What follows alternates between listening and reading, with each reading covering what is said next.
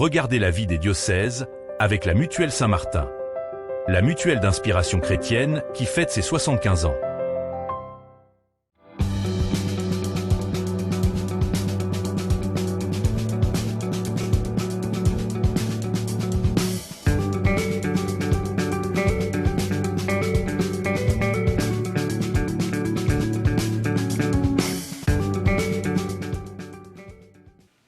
Bonjour à toutes et à tous, bienvenue sur KTO pour la vie des diocèses où nous partons chaque semaine à la découverte d'un territoire, d'un diocèse et de son évêque. Et aujourd'hui, direction la Normandie pour parler du diocèse d'Évreux dont les limites correspondent quasiment au département de l'Eure. Dans cette édition, nous irons dans le quartier populaire de la Madeleine à Évreux, pousser les portes de l'espace Charles de Foucauld, qui accueille plusieurs associations et mouvements de solidarité du diocèse. Et Alexandre Toussaint, directeur diocésain de l'enseignement catholique, évoquera les défis auxquels sont confrontés les établissements de l'enseignement catholique dans l'Eure. Le département de l'Eure est donc situé au cœur de la Normandie, entre Terre et Seine. Ce territoire de vallées et de bocage est composé à près de 70% de terres agricoles. Si le tissu économique du département est en reconversion, marqué par l'agriculture donc, mais aussi de nombreuses industries et entreprises et l'importance de ces axes logistiques, l'Eure est un territoire attractif avec une population jeune. Un département qui doit faire face aux défis de la mobilité de ses habitants entre l'influence de l'Île-de-France et l'identité normande. Et pour parler du diocèse d'Évreux, je reçois pour la première fois son évêque, Monseigneur Olivier de Cagny. Bonjour Monseigneur. Bonjour Honorine. Bienvenue sur le plateau Merci. de la vie des diocèses. Pas pour la première fois dans toute votre vie, enfin la première fois de la vie des diocèses, mais vous étiez bien sûr déjà venu sur le plateau de KTO. Je viens de présenter le département de l'Eure. Comment est-ce que vous pourriez nous présenter les caractéristiques du diocèse en quelques mots pendant que s'affichent les chiffres clés de l'Église catholique dans l'Eure ? Alors le diocèse, c'est vrai, est un diocèse très rural, avec beaucoup de petites villes. Beaucoup de villes entre 5 000 et 15 000 habitants et qui sont qui ont chacune leur personnalité. Je dirais que c'est un diocèse jeune aussi. Je crois que la moyenne d'âge, comme on l'a dit, est assez jeune. Et ça doit être autour de 36, 37, 38 ans, oui, ouais. c'est ça. Et aussi avec une population qui n'est pas très une population qui n'a pas beaucoup de diplômes, qui est plutôt simple. Et avec peu d'étudiants parce que les facultés et les universités sont à Caen, à Rouen, à Cergy, à Paris, mais il n'y en a pas dans le département de l'Eure. Mais en tout cas, un département et un diocèse qui a été formé aussi depuis longtemps à l'engagement des laïcs. Et ça, c'est très marquant, je trouve. Il y a beaucoup de laïcs qui savent qu'ils doivent s'engager et qui s'engagent de fait. Parfois avec un petit manque de formation, mais on y reviendra peut-être, c'est un de mes... On y reviendra ensemble, puisque j'ai entendu que c'était un de vos dadas, mais au début de cette émission, quelques dates justement pour mieux connaître votre parcours. Monseigneur Olivier de Cagny, vous êtes donc évêque d'Évreux depuis 2023, vous êtes né dans les Hauts-de-Seine en 1961 à Neuilly-sur-Seine, diplômé d'une école de commerce l'ESSEC en 1984, ordonné prêtre en 1992 pour le diocèse de Paris, et parmi toutes vos missions, parce qu'il y en a eu, vous avez notamment été supérieur du séminaire de Paris de 2019 à 2023. Vous avez choisi comme devise épiscopale cette phrase « Témoigner de l'évangile, de la grâce de Dieu ». Alors, on l'a entendu dans votre parcours, vous êtes un Parisien pur jus, si vous me permettez l'expression. Oui. Qu'est-ce qui vous a particulièrement marqué, étonné en arrivant dans le diocèse d'Évreux, en quittant Paris que vous connaissiez si bien et en découvrant l'Eure ? Ce qui m'a marqué, c'est la différence de rythme de vie. On prend son temps, on a le temps, et puis aussi la nature est très belle, et c'est l'émerveillement devant la création. Je me suis fait la réflexion quelques semaines après être arrivé à Évreux, que j'entendais les oiseaux, que je voyais les étoiles. Vous avez découvert que la nature existait. Presque, même si je savais bien évidemment que tout cela existait, mais c'est un émerveillement, et les petites villes aussi qui sont très belles, les églises qui sont toutes plus belles les unes que les autres, c'est vraiment un patrimoine naturel et historique qui est très, très, très riche, très beau. Vous avez d'ailleurs, les 2 premières années, commencé par marcher pour découvrir le diocèse, une vingtaine de samedis sur 2 ans.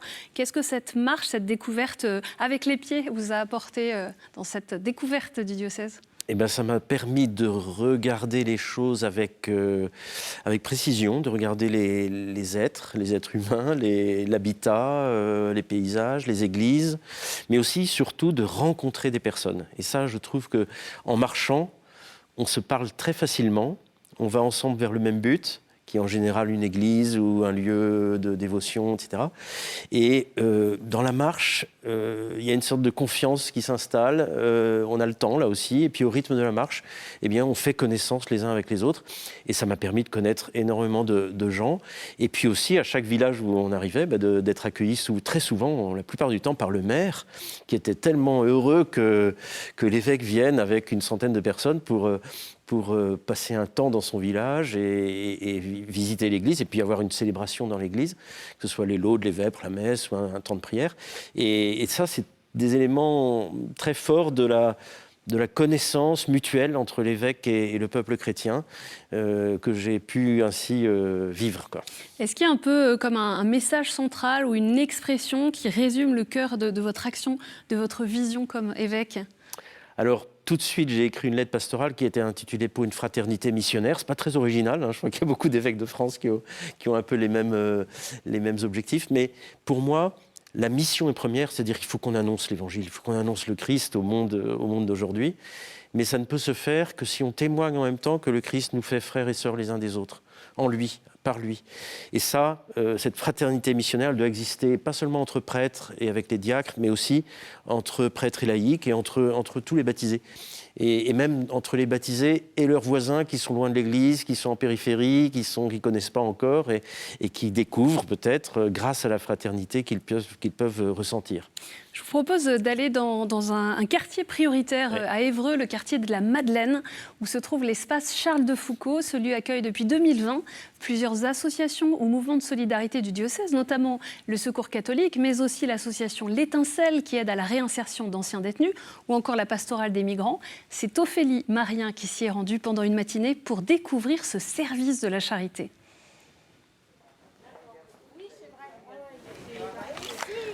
Bienvenue à l'espace Charles de Foucauld. Vous pouvez rentrer. Ici, sœur Jacqueline est la maîtresse de maison. Voici l'espace Charles de Foucauld. C'est ici qu'on accueille les gens. Et puis on les accueille avec du café ou du thé. Les personnes que nous accueillons dans cette maison, ce sont des personnes qui vivent dans des difficultés pas possibles. Raison pour laquelle l'accueil aussi aide ces personnes à vivre mieux. Ce matin, Chantal vient chercher un bon alimentaire et quelques produits d'hygiène. C'est les produits d'entretien à bon prix, vraiment. Les produits d'hygiène, oui.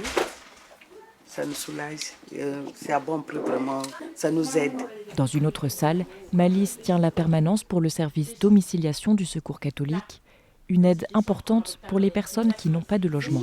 On va vous poser quelques questions pour apprendre à vous connaître, savoir un peu quelle est votre situation et on va créer votre adresse. Toutes les personnes qui sont en difficulté pour l'hébergement ou qui sont à la rue ou vraiment ils n'ont pas de logement pour recevoir du courrier, ils ont le droit de venir demander auprès du Secours catholique.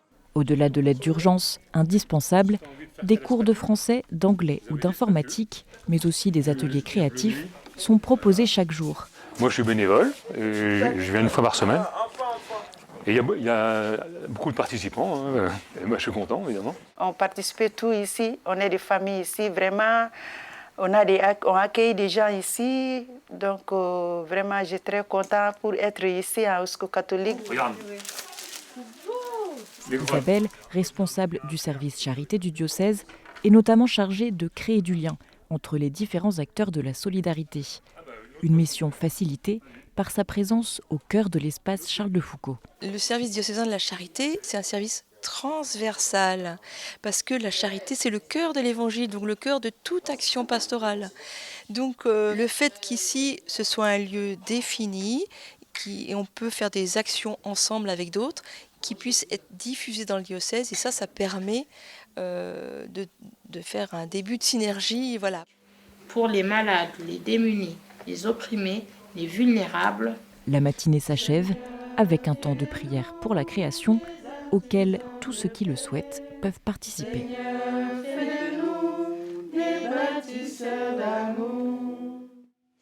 On l'a vu avec cet espace Charles de Foucauld, vous le disiez, le département de l'Eure, il est touché aussi par la précarité, par des situations sociales, humaines parfois très douloureuses. C'est quoi la particularité d'un service de la charité ? Le service de la charité, c'est quelques personnes qui vont nous rappeler aux autres services, aux autres dimensions du diocèse, que la charité, comme disait Isabelle, est au cœur de tout. Et que la charité, c'est pas, comme dit saint Paul, on n'aime pas comme dit saint Jean, pardon, on n'aime pas avec des mots, mais avec des actes. En actes. En actes. Et ça, je pense que s'il y a un lieu et un service diocésain, ça permet de nous rappeler constamment que la charité n'est pas accessoire, n'est pas superflue, que c'est vraiment au cœur de la mission de l'Église et donc au cœur de la vie du diocèse. Et après, elle peut se décliner, pas simplement avec les migrants ou les gens en précarité, mais à l'intérieur des familles, dans les villages. Moi, je soutiens beaucoup tous ceux qui, dans les villages, sont attentifs aux personnes isolées, par exemple. Ça, c'est la charité aussi. La question de la formation des laïcs, elle est pas du tout distincte de la charité, elle doit être aussi liée. C'est un sujet qui vous tient particulièrement à cœur, déjà dans votre parcours, vous avez été vous-même professeur, formateur.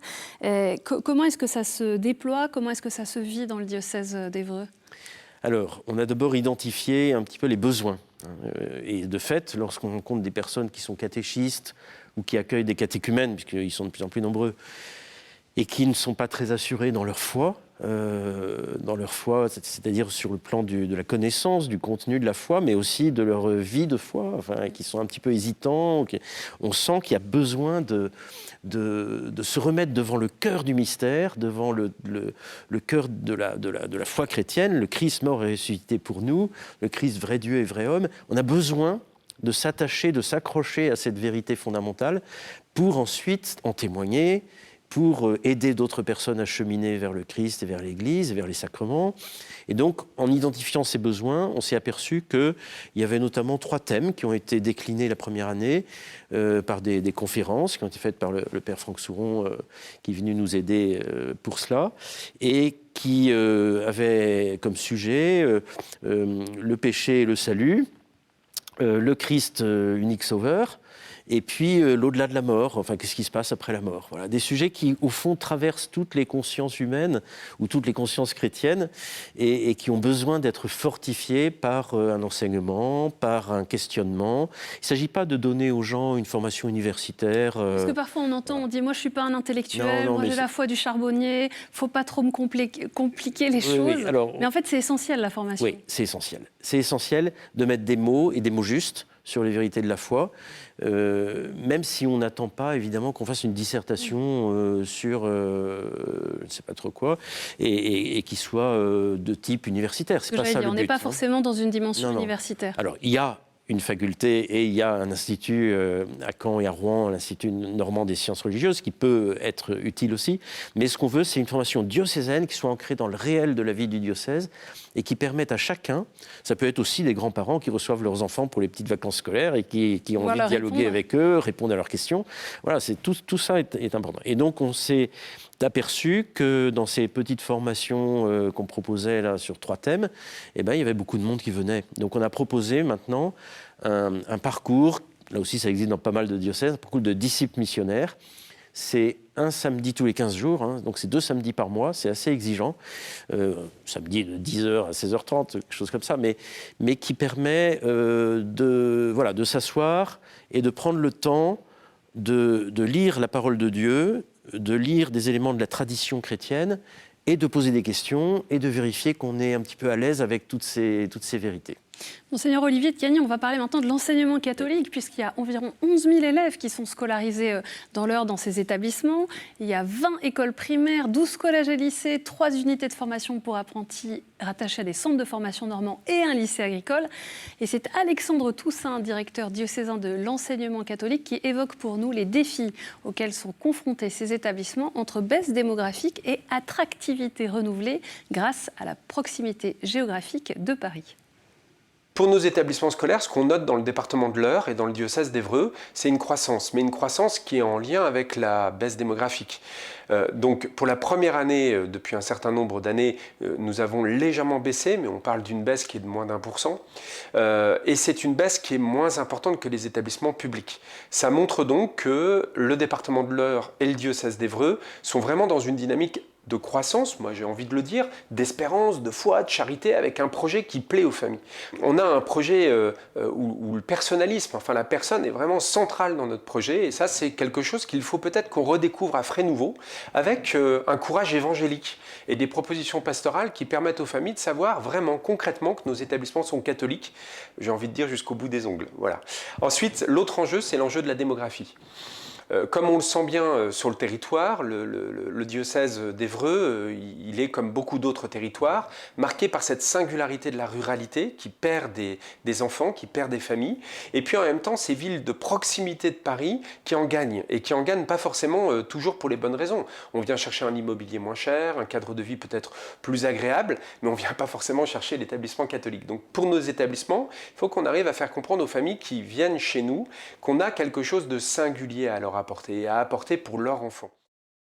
On l'a entendu avec le directeur diocésain de l'enseignement catholique dans l'Eure. Il y a un projet très précis qui a été réaffirmé par le nouveau secrétaire général Guillaume Prévost. Qu'est-ce que vous attendez, vous, comme évêque, des établissements de l'enseignement catholique dans l'Eure ? Moi, j'attends d'abord qu'ils accueillent tous les élèves qui sont présentés par leurs parents, et qu'ils les accueillent au nom du Christ et avec le regard du Christ. Et bien sûr, c'est peut-être difficile de dire ça à tous les enseignants ou à tous les cadres qui travaillent dans l'enseignement catholique, mais je pense que c'est essentiel. Et ce regard du Christ posé sur les jeunes et sur les enfants, c'est un regard d'espérance, c'est un regard qui croit que la personne humaine, et j'aime bien ce personnalisme dont parle le directeur de l'enseignement catholique du diocèse, ce personnalisme, c'est-à-dire ce respect de la personne humaine, de toute personne humaine, et tous les élèves, tous les jeunes méritent d'être aidés, d'être soutenus, parce qu'ils sont aussi créés à l'image et à la ressemblance de Dieu, et parce qu'ils sont appelés à vivre aussi la vie chrétienne s'ils le veulent, et à grandir dans cette anthropologie chrétienne, dans cette manière de voir la personne humaine, qui est une sagesse extraordinaire. Et je pense que vraiment on a un message à faire passer, mais plus que ça, plus qu'un message à faire passer, une manière de vivre, de prier, de s'entraider les uns les autres, de vivre la charité, de vivre l'exigence aussi de cultiver son intelligence et de la mettre au service du bien commun, toutes choses qui aujourd'hui ne sont pas forcément très, très présentes dans le monde qui nous entoure et qui doivent, dans l'enseignement catholique, être vraiment l'axe principal de ces beaux établissements que sont les écoles et collèges catholiques. On l'a entendu dans l'interview d'Alexandre Toussaint, il y a cette dimension d'éducation intégrale dans l'enseignement catholique, mais c'est ce qu'on peut aussi retrouver dans les patronages, et c'est quelque chose que vous souhaitez développer aussi dans l'Eure. Ah oui, je souhaite vraiment développer les patronages. Tout à l'heure, on voyait l'espace Charles de Foucault, mais je souhaite que dans ce même quartier, qui est le quartier de la Madeleine, par exemple, à Évreux, qui est un quartier très difficile, où il y a eu beaucoup de problèmes et de violences, je souhaite que dans ce genre de quartier, mais il y en a d'autres aussi, à Vernon, à Bernay, enfin dans d'autres villes du diocèse, je souhaite qu'il y ait l'occasion pour les jeunes de vivre quelque chose ensemble dans un esprit chrétien. Et qu'ils le sachent que c'est dans un esprit chrétien, même si eux ne sont pas baptisés ou pas tous. Voilà. Et donc on a commencé à faire dans les semaines de vacances pendant l'été, au mois d'août, et puis pendant les vacances de la Toussaint, à inviter des enfants et des jeunes à faire ensemble des activités ludiques, mais aussi avec des temps de prière à la fin de la journée, et puis avec un esprit chrétien animé par l'Évangile, avec des références qui sont clairement annoncées. Et qui sont, je pense, pour les familles, un lieu... Ce que j'allais dire, c'est aussi un soutien pour les familles. C'est un soutien, c'est un lieu rassurant, c'est un lieu où je pense que les familles sentent très bien qu'il y a là un respect des personnes et de la paix et un désir de vivre aussi dans la joie et dans l'espérance. Un mot peut-être aussi sur ces marches que vous avez accomplies et qui se sont transformées depuis la rentrée, puisque vous avez déjà parcouru le diocèse. Maintenant, vous marchez vers des lieux de dévotion populaire. Qu'est-ce que ça veut dire ? Pourquoi est-ce que vous avez voulu mener ces marches ? Une première année, on a fait la diagonale dans un sens, l'autre diagonale dans l'autre sens l'année suivante. Et maintenant, la troisième année, eh bien, j'ai choisi qu'on aille vers des lieux qui connaissent une dévotion populaire ou bien à des dates qui correspondent à une dévotion populaire. Donc, ça peut être des lieux comme la basilique Notre-Dame de la Couture à Bernay, qui est un lieu marial. Ça peut être aussi tout simplement la forêt au moment de Saint-François d'Assise. Ça peut être au moment de la Saint-Hubert, là aussi la nature et la dévotion à Saint-Hubert. Mais il y a aussi des dévotions très locales à des saints locaux. Je suis frappé quand on va dans des églises, quand j'ai parcouru toutes ces magnifiques églises de l'Eure. J'étais vraiment très surpris de voir autant de richesses patrimoniales, mais aussi ces statues de saints qui sont très simples, dans un art très populaire, mais qui disent l'affection fraternelle que les gens ont eue dans le passé et qu'ils ont encore aujourd'hui envers ces figures qui ont marqué le territoire, qui ont marqué l'histoire de l'Église dans ce territoire et qui sont pour nous comme des grands frères et des grandes sœurs. Donc ça vaut le coup de les honorer et de marcher vers elles. On va parler aussi patrimoine, puisqu'on va passer maintenant, Monseigneur Olivier de Cagny, aux questions de terrain.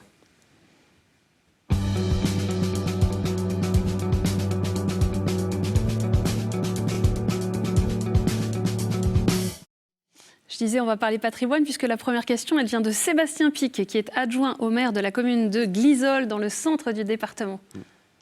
Bonjour Monseigneur.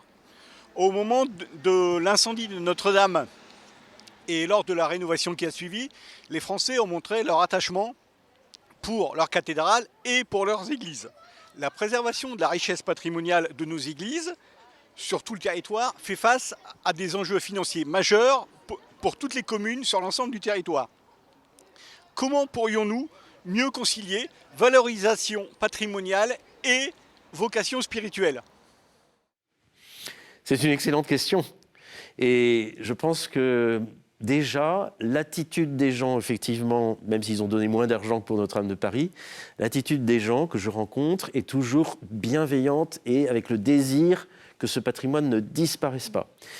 Je pense aussi que les gens ont conscience que si c'est un monument qui est au centre du village et qui est ancien et qui est historique, c'est déjà une richesse, mais ils ont conscience aussi que c'est un lieu de prière, que ça a été un lieu de prière, que ça peut le rester, et que ça doit, selon moi, le rester.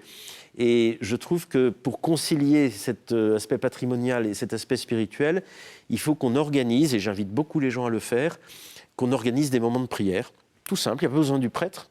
Ça peut être 2-3 personnes qui se réunissent, hein, quand Jésus a dit quand 2 ou 3 sont réunis en mon nom, je suis là au milieu d'eux.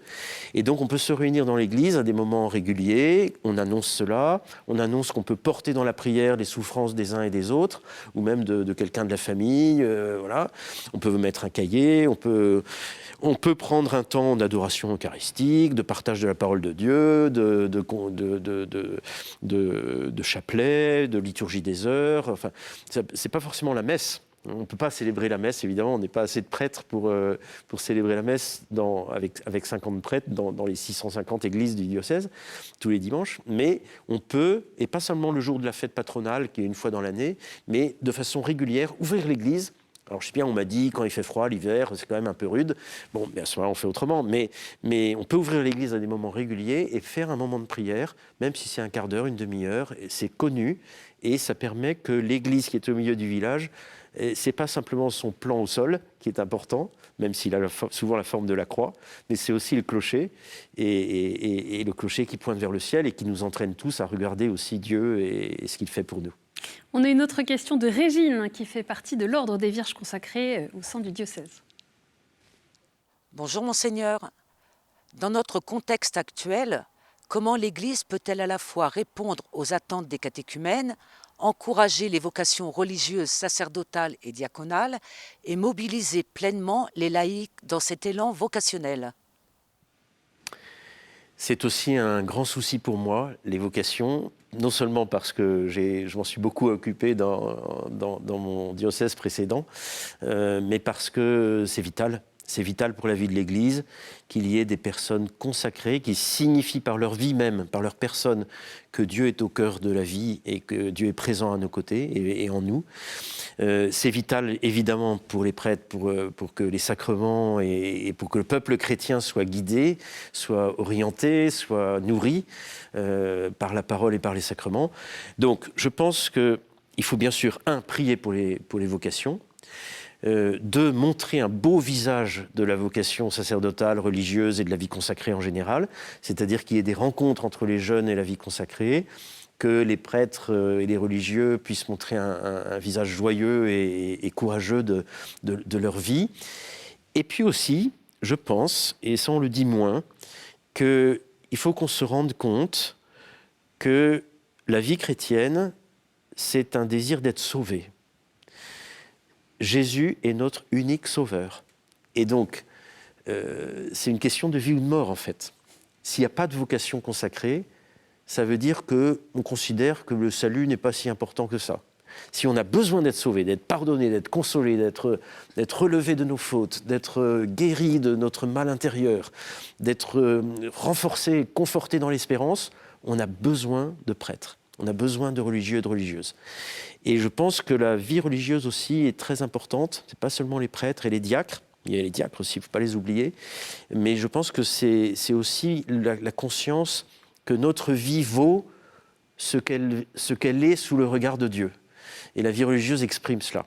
Et la vie religieuse aussi, apostolique, exprime le fait que ça vaut le coup de donner toute sa vie pour aimer au nom du Christ. Donc voilà, si on rappelle tout cela, je pense qu'il y aura des vocations. Et les catéchumènes, effectivement, ils nous attendent. Et peut-être ils attendent de l'Église ce salut, puisqu'ils sont venus vers nous pour être sauvés, pour être baptisés. Et ils attendent qu'il y ait des personnes qui les aident, qui les accompagnent, qui les guident. Et pour cela, on a besoin vraiment de prêtres et de religieux et de religieuses. L'appel est clairement lancé. On va aussi prier pour vous et pour tous les évêques rassemblés cette semaine à Lourdes pour le rassembler plénière. Merci beaucoup, Monseigneur Olivier de Cagny. Merci à vous, Honorine. D'être venu sur le plateau de la vie des diocèses. Pour en savoir plus sur le diocèse d'Évreux, rendez-vous sur le site internet évreux.catholique.fr. Cette émission est bien sûr à revoir sur kto.tv.com et à réécouter sur les plateformes de podcast et sur l'application KTO Radio. Merci pour votre fidélité. Je vous donne rendez-vous la semaine prochaine.